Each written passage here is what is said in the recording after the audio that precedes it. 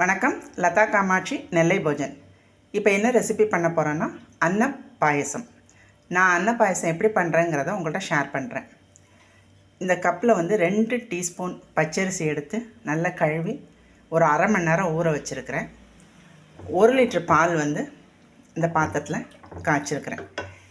இப்போ அந்த 1 லிட்டர் பால்லேயே இந்த அரிசி நல்லா குழைய வேகணும்.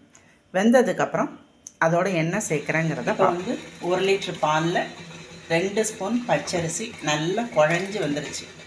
அது நல்லா பார்த்திங்களா தெரியும், பார்த்தாலே தெரியும் உங்களுக்கு குழஞ்சி வந்துருச்சு. இப்படி நம்ம சிம்மில் போட்டே நான் வேக வச்சேன். அப்படியே ஆடை சைடில் கோத்து விடும். அந்த ஆடை கோக்க நீங்கள் அப்படியே எடுத்து சிம்மில் போட்டே நல்லா வேக வச்சிங்கன்னா நல்லா குழச்சி நமக்கு அன்ன பாயசம் ரெடி ஆகிட்டுருக்கு. இப்போ நான் இதுக்கு ஒரு 5 ஸ்பூன் சுகர் போடுறேன்.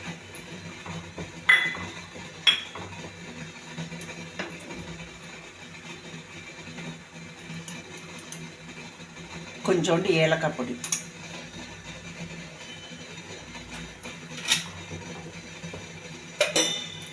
கண்டன்ஸ் மில்க்கு கொஞ்சம் ஊற்றுறேன்.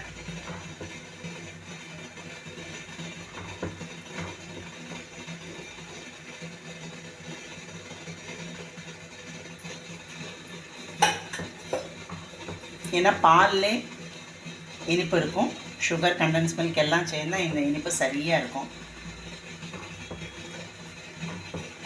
உங்களுக்கு வேணும்னா நெய்யில் முந்திரி பருப்பு திராட்சை எல்லாம் வறுத்து போட்டுக்கலாம்.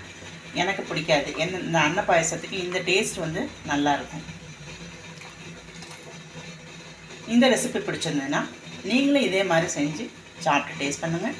இந்த வீடியோ பிடிச்சா லைக் பண்ணுங்கள், ஷேர் பண்ணுங்கள், சப்ஸ்கிரைப் பண்ணுங்கள். நன்றி.